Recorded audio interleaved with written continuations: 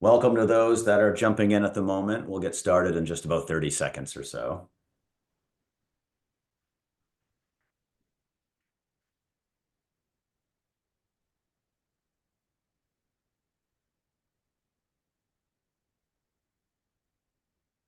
Thanks for those of you that are joining us. We have an hour filled with some really good insight and information for you to take away. So we'll get started in just about another 20 seconds as everybody's still kind of getting in. We have a lot of attendees today, which is great.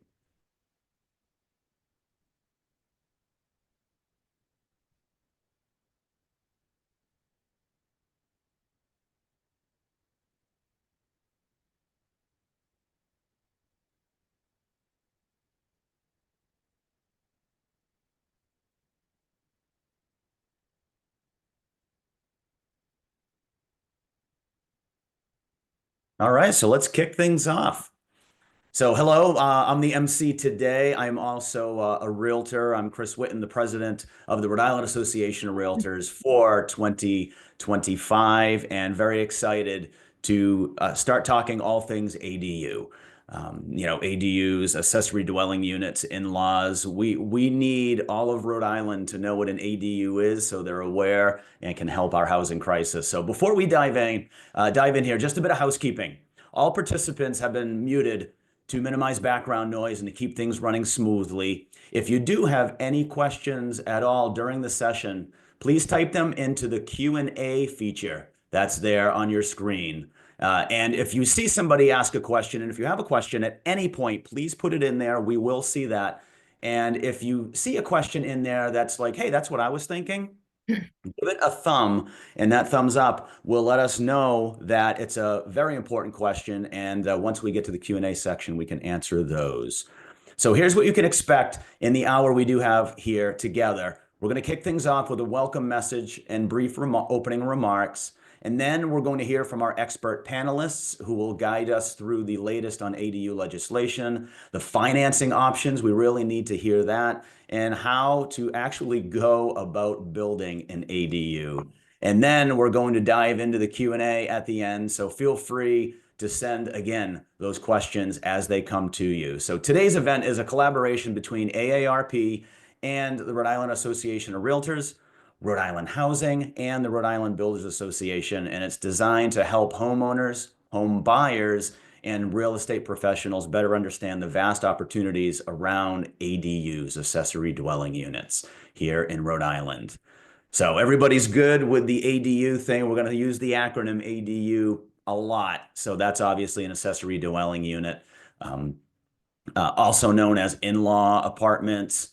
They're small independent residential units that can be built on the same lot as a single family home. And thanks to the new state laws, building one has just gotten a lot easier. So these changes can offer more affordable housing options, help aging parents stay close to family. We work with a lot of clients that are looking for just that, or really offer an option to generate rental income for homeowners.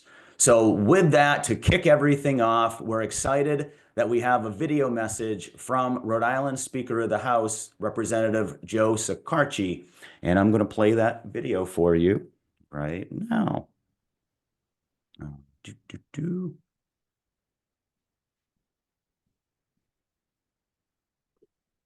I'm very proud that last year, the Rhode Island House of Representatives passed legislation, which is now law, to make it easier for Rhode Islanders to develop accessory dwelling units or ADUs on their properties.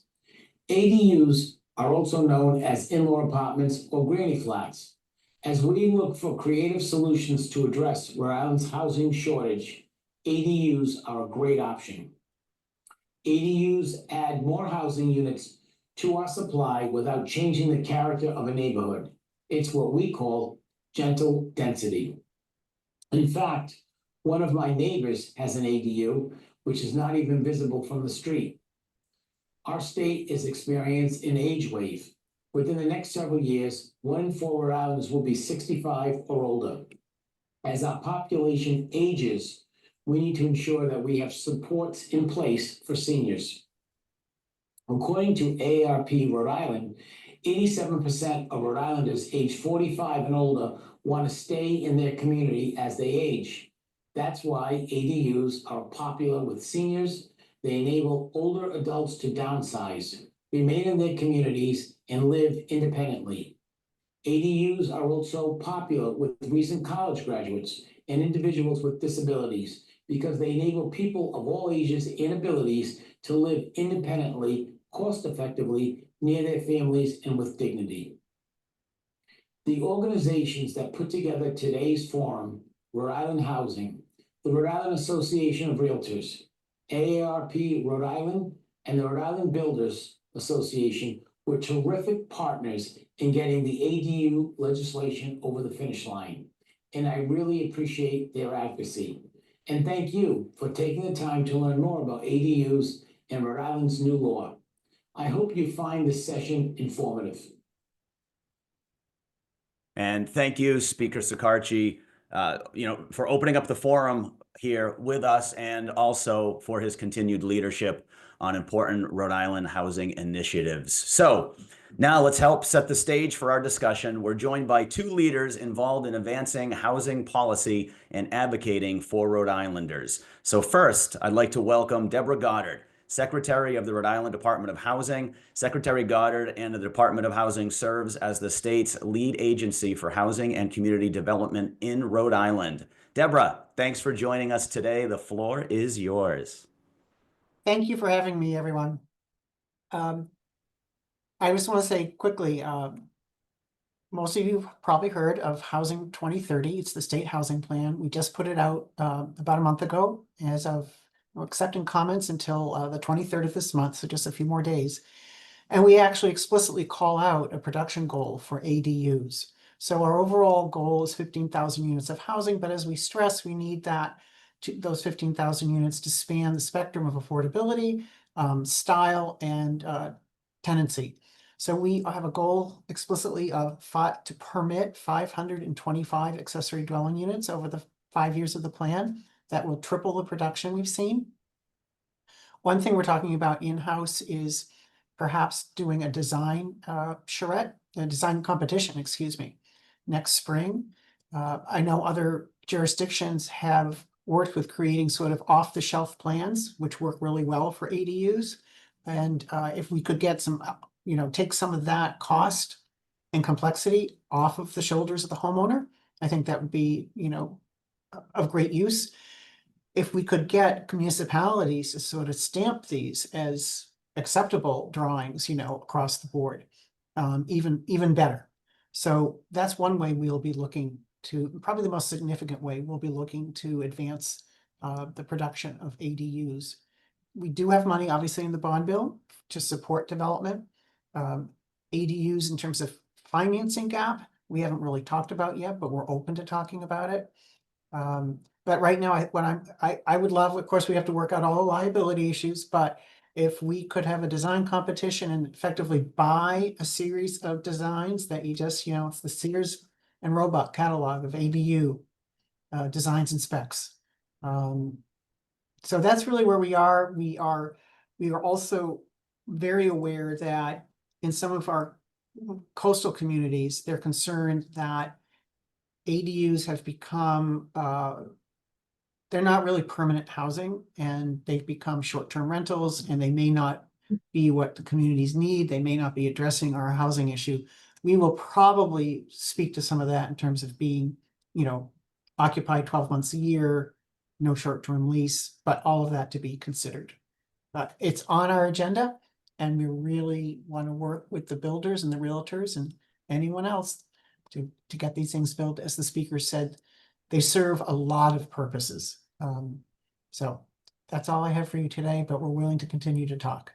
Yeah, they really do serve a lot of purposes, and this is why we're here. And kudos to you, those of you that are either here live in person or watching it on the replay. So we appreciate all the efforts and the insight and your leadership, Secretary Goddard.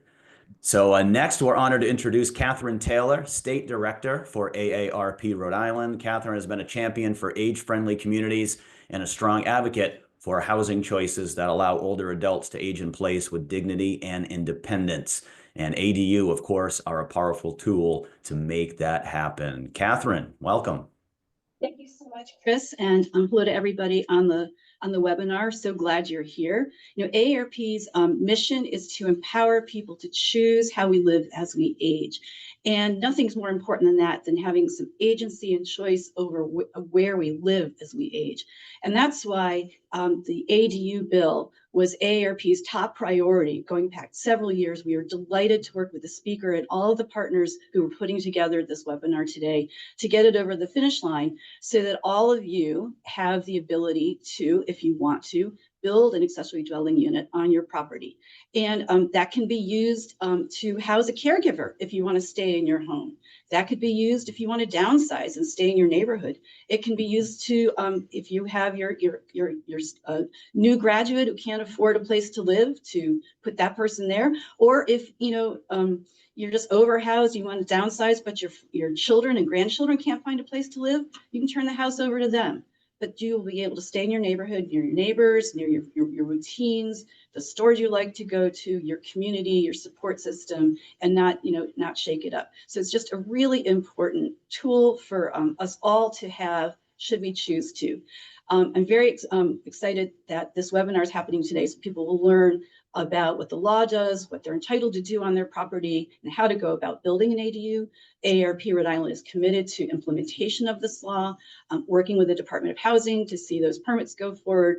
I encourage people to visit aarp.org/RIHousing and see all the resources that we have. I think Matt Netto would talk about in a bit. But one thing we did do as part of our advocacy for this law is a design competition with the Rhode Island School of Design interior architecture students. Now, these are not off-the-shelf plans, but they're ideas, and all the pictures, the photos of these designs are on our website for inspiration. So I encourage everybody to take a look. And one last thing I want to say too is, and I think this will be mentioned a little bit in the panel, is the design considerations that people should take into account as they're contemplating ADU.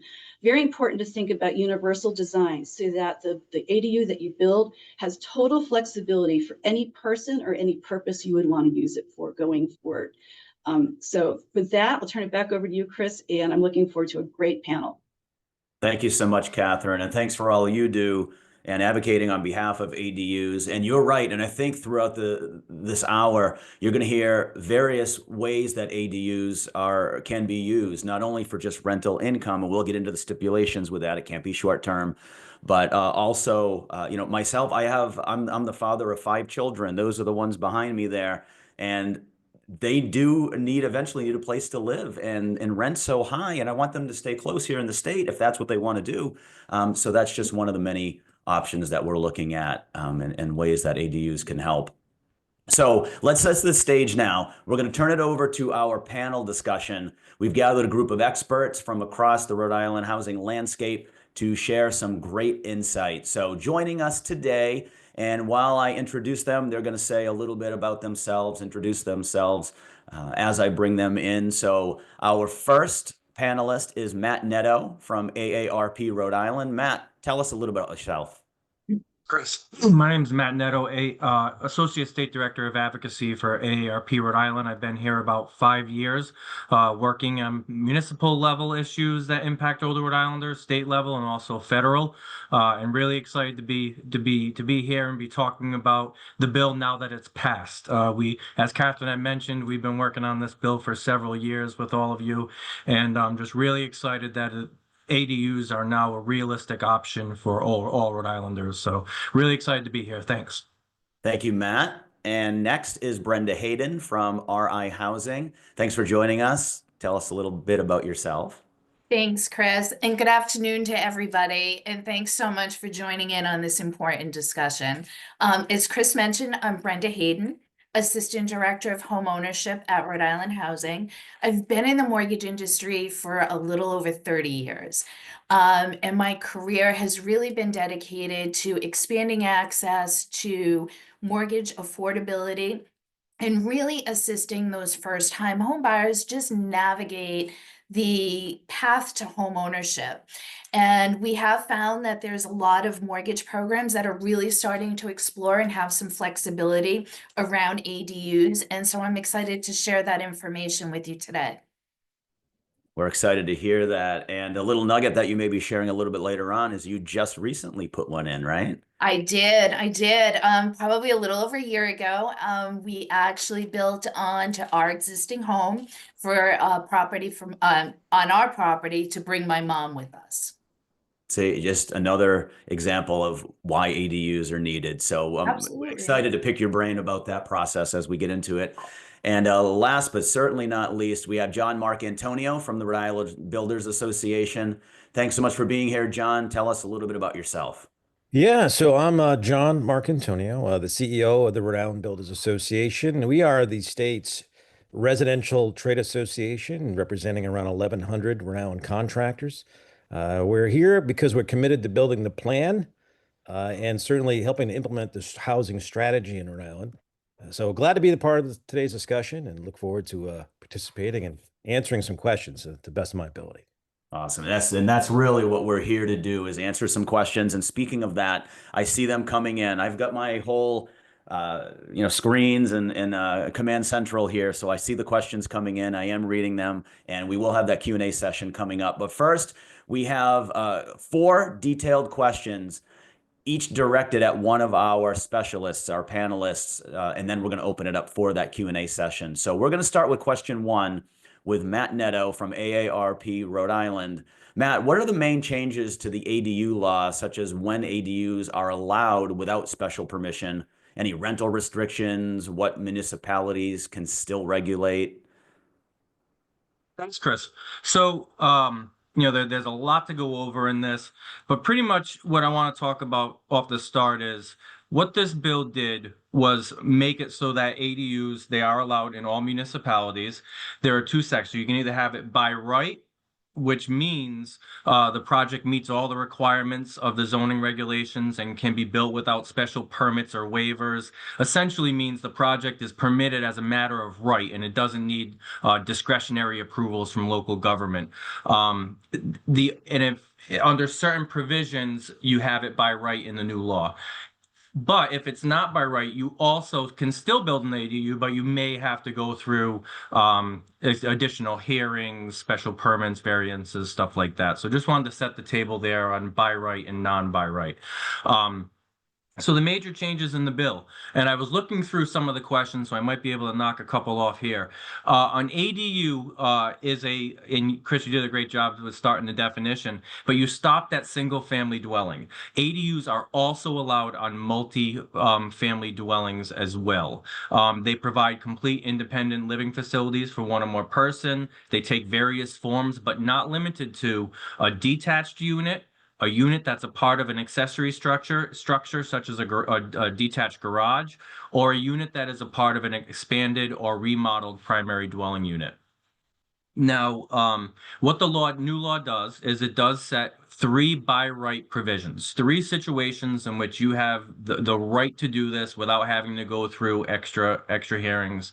So the number one is on ADU shall be allowed by one ADU shall be allowed by right under the following circumstances. Number 1, on an owner-occupied property as a reasonable accommodation for family members with disabilities. So that is number 1. Number 2, on a lot with a total area of 20,000 square feet or more for which the primary use is residential. And the third way that you have it by right is when the ADU that is being proposed is located within the existing footprint of the primary structure or existing accessory structure or detached structure, and it does not expand the footprint of the structure. So those are the 3 different situations in which you have a by right to build an ADU. Pretty much to put it in now, and I was reading exactly from the bill, but what it says is if you have 20,000 square feet or more, you can build a detached ADU by right. You could also build it within the existing footprint of a garage or existing garage or your existing home. If you have under 20,000 square feet, you still can do one by right, but it has to be within the existing footprint of your existing garage, accessory structure, or your home. Other things that this bill did, the new law, is set owner occupancy. Get rid of owner occupancy, I should say. Prior to the passage of this law, an ADU had to be occupied by the owner of the property, whether it was the ADU or the main dwelling. That has been eliminated. The owner of the property or the home does not need to live on site any longer. Another change in the bill was who can live in the ADU. Before this bill, you could only have family members 62 and older, or those with family members with disabilities. That has changed so that now you can rent an ADU to anyone. They no longer have to be a family member. Another important provision of this bill is whether it's by right, non-by right, any ADU cannot be listed on an Airbnb, a Vrbo, whatever it is, cannot be utilized as short-term rentals. And lastly, another big provision of this was the size of an ADU. We are now allowed to have an ADU of 900 square feet if it is a one-bedroom ADU and 1,200 square feet if it is a two-bedroom ADU. The catch to the size is in the definition, in the provision, it's 900 square feet or 60% of the total square footage of the main dwelling, whichever is less. So you can't just go and build a 900 square foot if it's more than 60% of the main dwelling's square footage. So those are really the major provisions of the bill. I mean, there's much more we can get into, and I saw some of the questions that we can address. But as far as the major changes, I would say those are probably them, Chris. I really appreciate that. As you can see, it still goes into a lot of detail, but as a realtor, we need to know this when we're going to show a home and the possibilities that are there. And for those clients that can't find that 4-bedroom, but maybe they can buy that 3-bedroom and redo the garage for an in-law, an ADU. And again, I think that word in-law, I think we need to start using ADU instead of in-law, because that is assuming that it's family, right? Yes. No, definitely correct. And that's one thing that, as Catherine and some of you had mentioned, it could be used for many different ways for children coming back, especially for, AARP's purposes. A big part of it is, as we mentioned, is aging in place and bringing in that caretaker to take care of things that, as you get older, may be a little more cumbersome to do, like shovel the driveway, do all the trash, cut the grass, like just gives you some extra help to be able to remain where you live and choose how you live as you age. Yep. No, that's great, Matt. And that leads us into our next question, which I can briefly answer as a realtor, but how do ADUs impact both individual property values and the overall character or dynamics of a neighborhood or community? And I can tell you that an ADU adds at least 20 to 30% of value and equity into a home, and in some cases even a bit more, especially here in Rhode Island, where inventory is so tight and it's such a hot market, as you've seen from all all the different sources out there. That's huge, right? At the end of the day, I always say as a realtor, if somebody says, should I look into finishing my lower level, a walkout lower level? You're going to gain value whenever you're adding formal and quality living area. And this is a great way. And on top of that, and obviously it's going to depend on the location of the ADU, the design, and the quality of construction.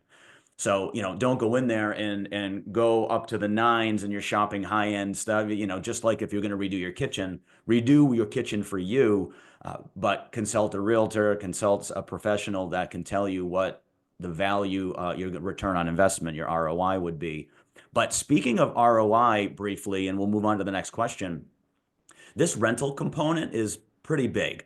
The potential rental income there, not short term, but it's long term, as we mentioned. Let's say that you invest $150,000 into your quality ADU, and then you rent it for $1,500 a month. And 15 is probably on the low side, but let's say $1,500 a month. That's $18,000 a year. That's about 12% ROI.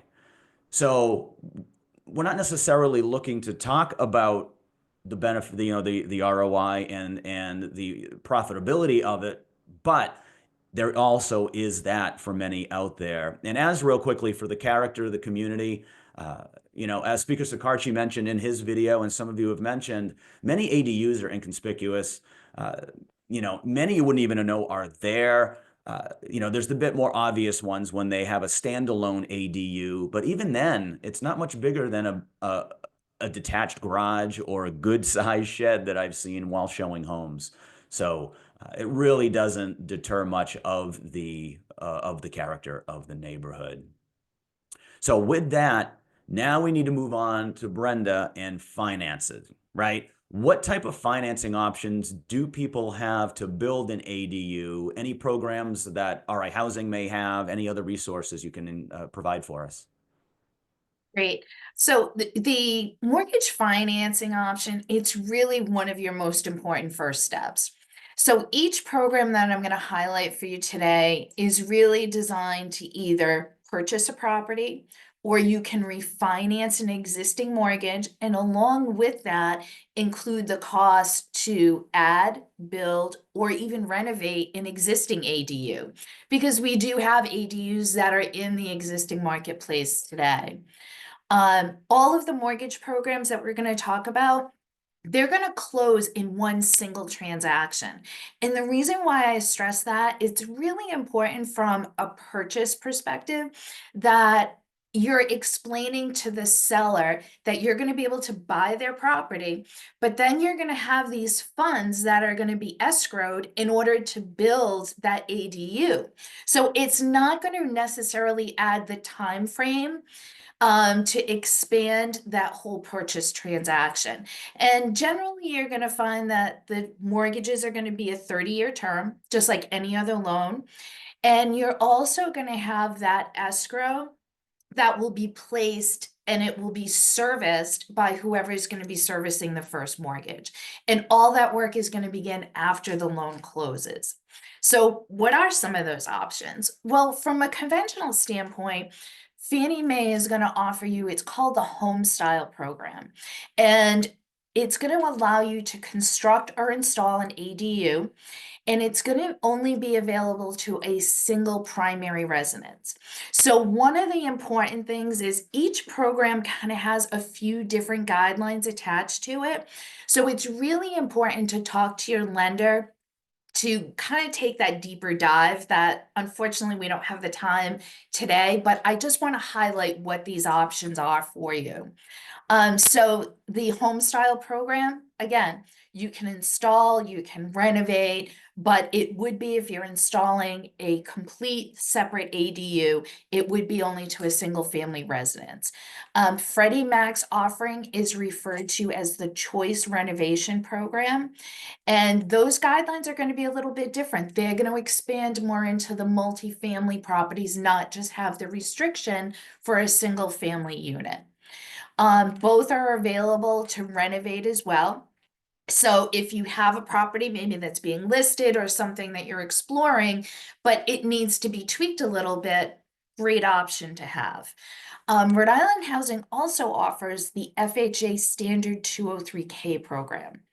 And this is a great alternative, particularly for first-time home buyers. It's going to allow you not only the option to purchase, but you could also refinance and attach that ADU to an existing single-family primary residence. You can also renovate, and that would be included, again, all into that one single mortgage. If you're purchasing a property, Rhode Island Housing has also extended our down payment and closing cost to be able to be combined with that 203K program. So you do have to be eligible for that assistance, but you can get that extra assistance that you need. And, as we've kind of briefly mentioned, that AD unit can also be generating a rental income that's going to help you qualify for that additional cost that you need to offset to be included in that mortgage. Along with the suite of the 203K products, there's also a limited 203K. Now, you've got to keep in mind the limited does not allow you to build, but with a limited 203K, you can renovate something that's already existing. And FHA has recently expanded that limited product up to $75,000 in renovation cost. So again, there's a lot that you can do with that. Just really want to stress too, those guidelines can differ depending upon the lender that you're working with. So I really encourage any home buyers, or if you're listing a property, talk to your mortgage professionals to find out what are the restrictions or what programs are going to offer the best for the consumer. Just to kind of throw out a few important things to keep in mind is when you have an AD unit and you're using that rental income, landlord counseling is required from just about all of the mortgage agencies. So, you do have to have that as part of that mortgage process. And reserves are also going to be different depending upon what type of product that you're looking at. Suggestion on anybody that's listing a property that has an AD unit, really take into consideration what that appraisal is going to look like. Because most of the appraisals for the products that, I've kind of highlighted a little bit for you today, they're going to require 3 comps.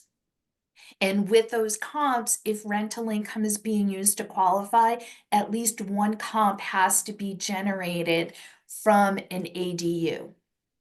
So again, it's just, there's a lot of twist and some flexibility that's there.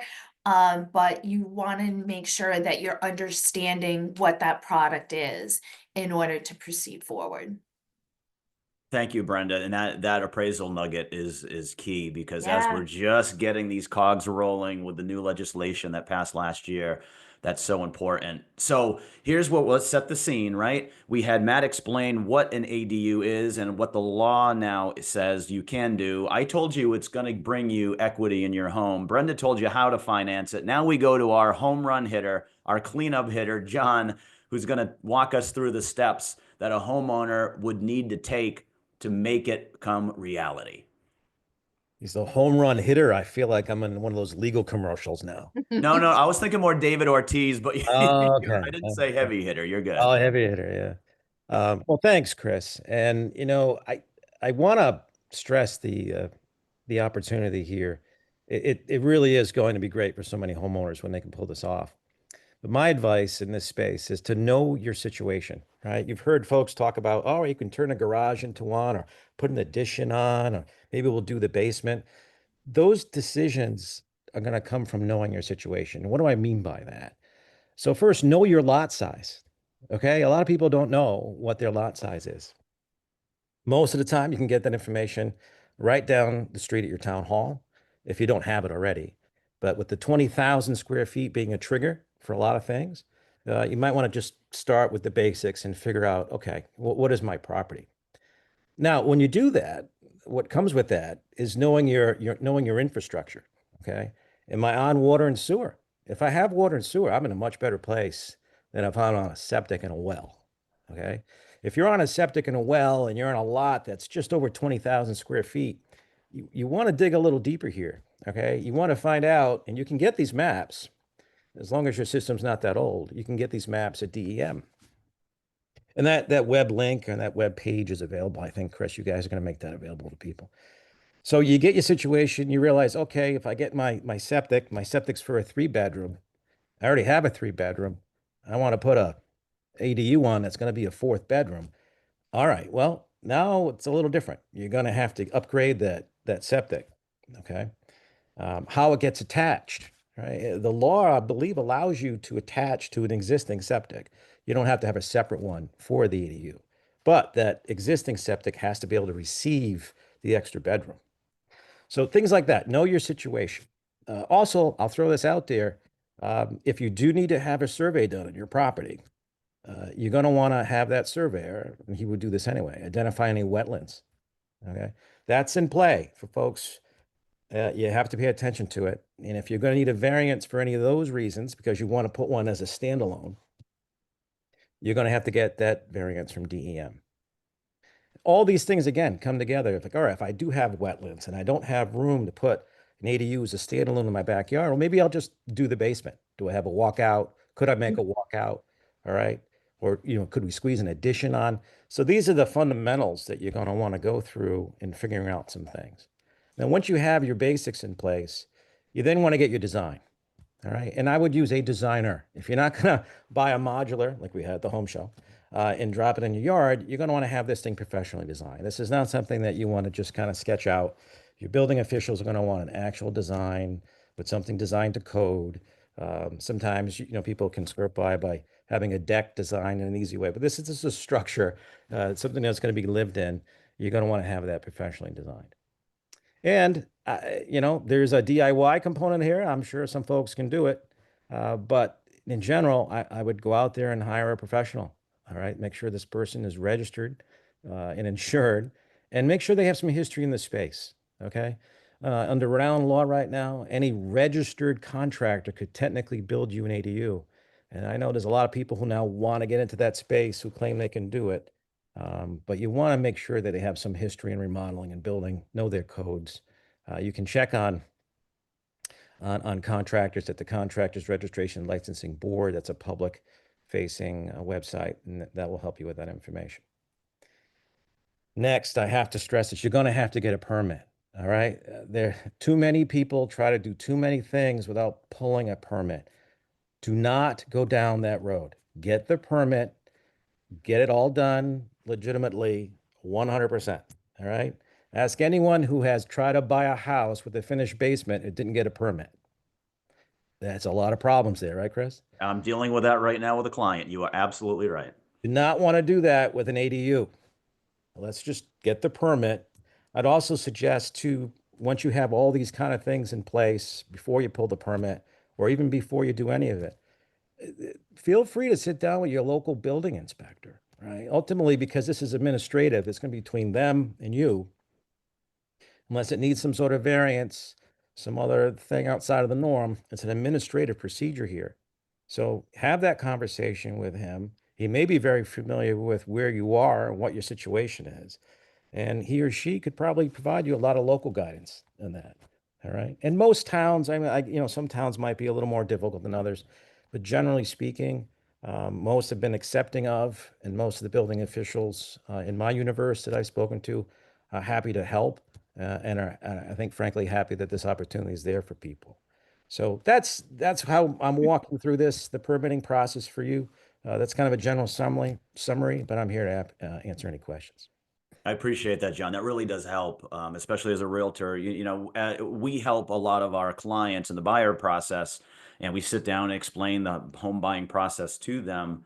You need guidance here, and you need a process as well and a game plan. You can't just go to Home Depot and decide on a Saturday morning, this weekend we're adding an ADU. That's not how this works. All right, so we're into the Q&A section. We have a little over 20 minutes, and I'm excited. We have at the moment, and hang in there, and I love that you're asking questions. I'm going to be honest, we have 70 questions at the moment. Some of them may be answered as we go through. We're going to try to get to as many as we can, and we're also going to make sure that when we ask, pick through these, if you can, panelists, and I'm going to throw it to you, whoever wants to answer it, is try to keep it as brief as possible with the nugget and information they need. That way we can get through most of these. And the first one that came through right out of the gates, and by the way, if you haven't asked a question, go in the Q&A section of this Zoom. And also, if you scroll through and say, yeah, I want that one answered, go and put the thumbs, and I see the thumbs up here. So the first one I think is very important for a short, great answer. What distinguishes an ADU from a multi-unit property? Anybody want to take that? I can take it, Chris, from a financing perspective. So typically an ADU it's considered on a single family property, and it's smaller in size than your primary dwelling would be. And generally you can have that ADU and it's not really considered a multi-family property. It's still a single family with an ADU. From financing, once you get into kind of going into a two-family with an ADU, a lot of financing will consider that a 3 or even a 4-unit property. So it does differ depending upon the structure itself and how many ADUs are currently on that property. Some of financing will only allow one. And then, but again, if you're not restricted to the financing options, I kind of throw it out there. I'm not sure exactly what the individual law might end up having a different perspective than on the financing. That's perfect. And the next question is, since the bill passed on the state level, does that mean that they are allowed in all municipalities? The answer here is yes, right? If it's within the guidelines. However, Matt, we were talking beforehand and prep for this. Give us a short answer of they're not all being extremely cooperative. We won't want to name names, but we're getting there, right? Yeah, I would say from what I've seen and what I've heard, the overwhelming majority of the state is adhering to the new state law. However, there are a few municipalities that, I think a couple are just saying, no, this is too much for us. We're not going to do this.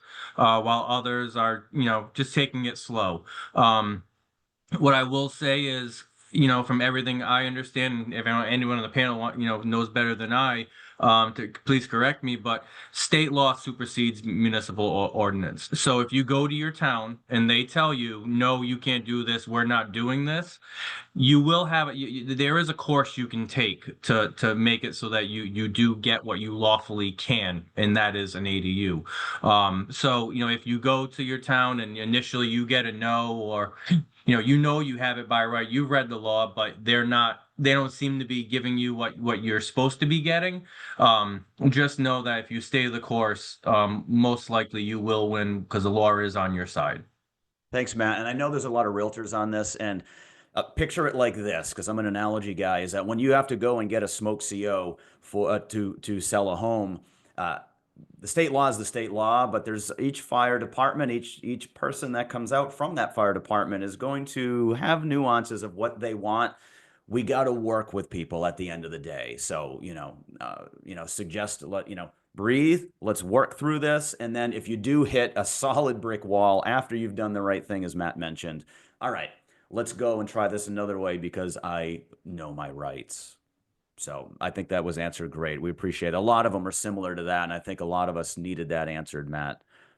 Let's see. This is a great one that I actually wondered, and whoever wants to answer this one, what happens if you already have a legal in-law? Or what happens if you don't, as John mentions, and maybe some permits were pulled a while back, but it wasn't technically a formal in-law because, as we know, it didn't have a oven. Is it still allowed? Are some going to be grandfathered in? Is there a process to go through with that if there is something there? If any of you want to kind of answer that question. Yeah, so that wasn't touched in the bill. So what was touched in the new law is there is a provision that municipalities cannot require you to dismantle or take apart an ADU that has been legally established. So if it's legally established, it's for, you had it for your mom or your dad or whatever it is, and unfortunately mom or dad passes away, you sell the home. That ADU was established legally, so the municipality cannot tell you that is now illegal. However, there's nothing that prescribes in the bill to talk about in the bill that talks about the existing non-conforming or non-authorized ADU that was built, because in all honesty, we've all probably seen them. We all know someone that has one. There's ADUs all over the place. And as just to your point earlier, you don't even know they're there. Right. Yep. So you got to do your diligence. We're all working on it. Brenda, you want to add something? Yeah. So Chris, one of the things I'll add to that is if you have that situation, you can always use one of the programs to bring that property up to satisfy the code. So you could use one of the renovation products by Fannie or Freddie or the 203K program so that you're actually doing what's required so that now that property is passing whatever the local municipality is looking for or on the state level. That's great. So And there's financing options. there's options, and that's what we need There's to know. options. We need to explore these options, have these conversations. John, a question for you is lower level, and let's say the septic and everything else is okay, but there's no form of egress. How hard is it, or how expensive could it be to do one of those window wells where it now becomes a formal form of egress in a lower level. What are your thoughts on that? So if you have a basement without a walkout, is that basically Right, without a walkout, is it you're going to have to impossible? put some, I've seen people have to, it's really going to depend on the grade of your house, the grade of the property, as far as how much work you're going to have to do to make that work. And up to your building official as to what form of egress they're comfortable with per the code. So yeah, in some cases it may be as simple as a bulkhead, or in other cases it could be as complicated as excavating out a large portion and putting out the appropriate doors and windows on that side of the unit. You cannot build an ADU in the basement with no egress except for the steps going upstairs. That's not going to work. Right, and that makes sense. And let's say that there is a walkout, but there's going to be the formal bedroom is on the other side where the grade isn't as cooperative. Then you could do a window, a large window well for a form of egress, right? You're going to have to deal with the codes, Yeah. and that's a conversation you could have with your building official beforehand.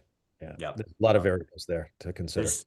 And that's as That's where you realtors, gotta I'm know your curious. space, right? You may have Yeah. the situation while you think finishing the basement is the cheapest way until you realize, all right, how do I, if you're doing this by pulling a permit and trying to conform, egress is a big deal. So, geez, after all those calculations, you might figure, something, maybe we're better off converting the standalone garage into the ADU or putting an addition on with a little more foundation. And when we put the extra foundation in, we can make a new egress through that, and have an up, have some sort of unique ADU. But that's what I mean by knowing your situation. You can't just say, "Oh, we'll finish our basement." Yeah, until you can't, until it's too complicated, until it's more expensive. I mean, one of the biggest questions I get is, well, what's it cost per square foot?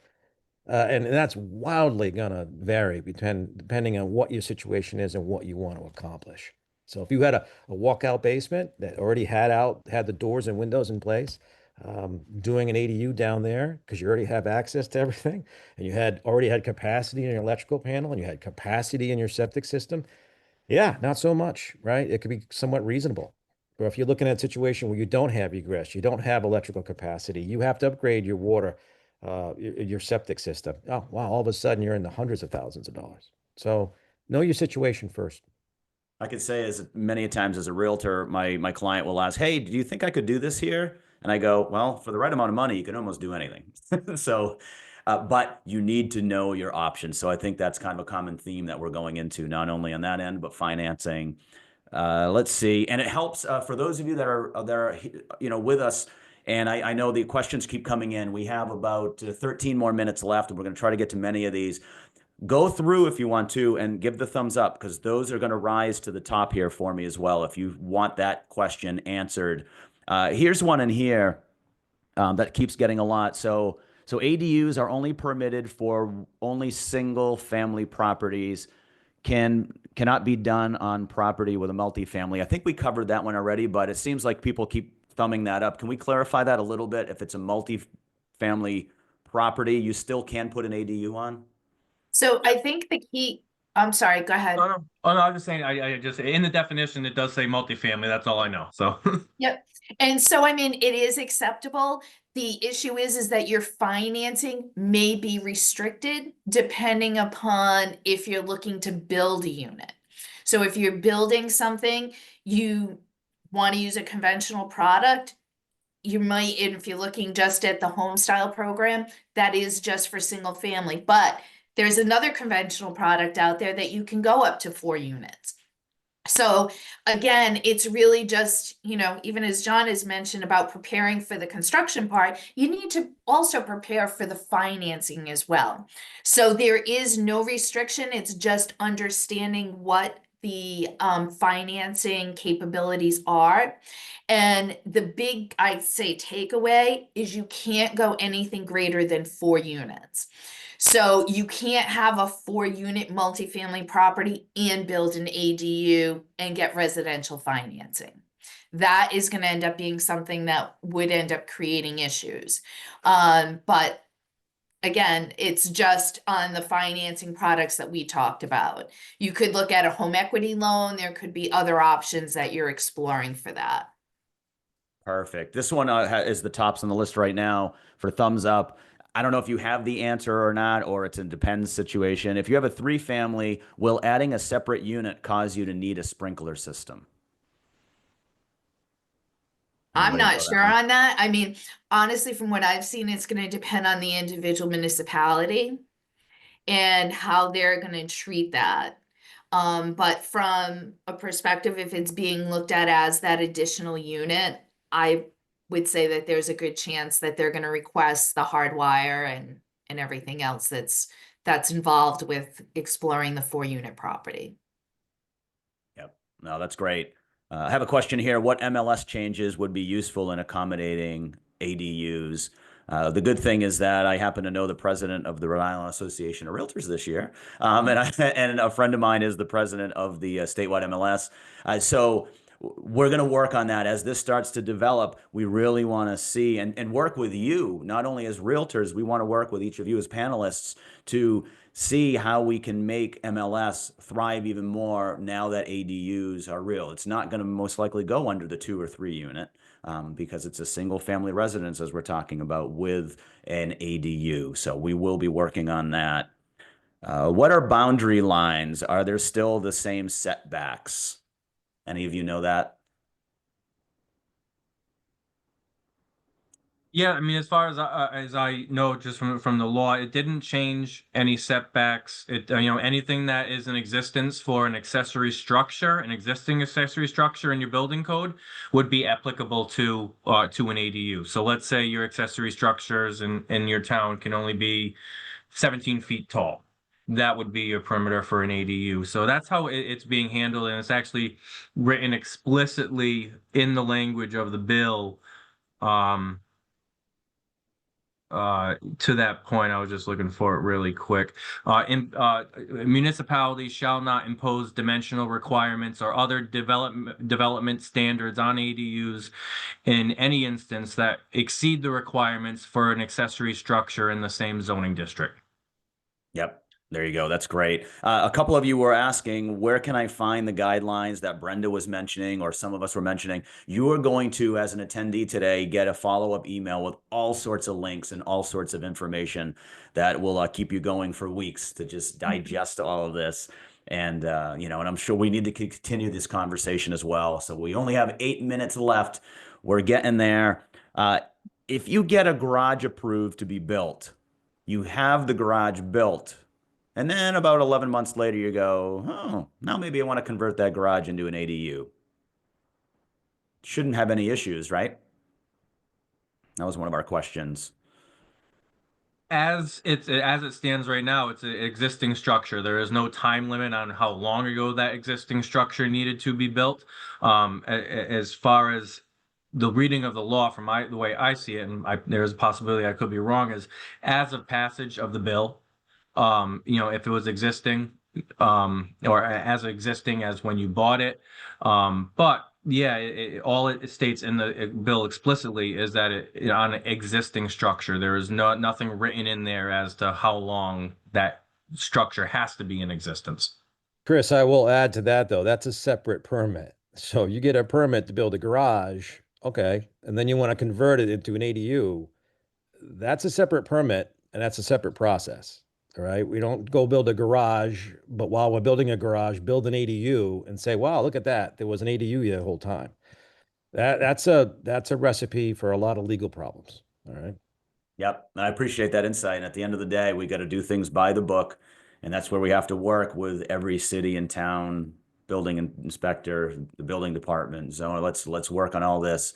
This keeps coming up. Are modular or prefab ADU options available to Rhode Island homeowners? And I know, Brenda, you talked about that a little bit for financing. I mean, we all kind of did. A modular prefab, boom, drop it off like we do when we have a nice shed. That's an option, right? So it is an option, but I think, it is always going to revert back to the municipality, to make sure that it's still going by the codes that are put in place. And I also think it kind of brings in a lot of the information that John mentioned. It still needs to be hooked up either to the septic or to town sewers. So, it's not just as easy as just ordering something and kind of plopping it down, on your existing property. So, from experience going through this with, developing the ADU for my mom, preparation is absolutely key. So, I would really kind of explore what different options are. And it's also going to be different depending upon, are you looking to do something that's an individual structure? Or we converted the garage. It was a lot easier, but I will also tell you, John mentioned bringing in those professionals. There were items, and I'm in the business, that I didn't even think of.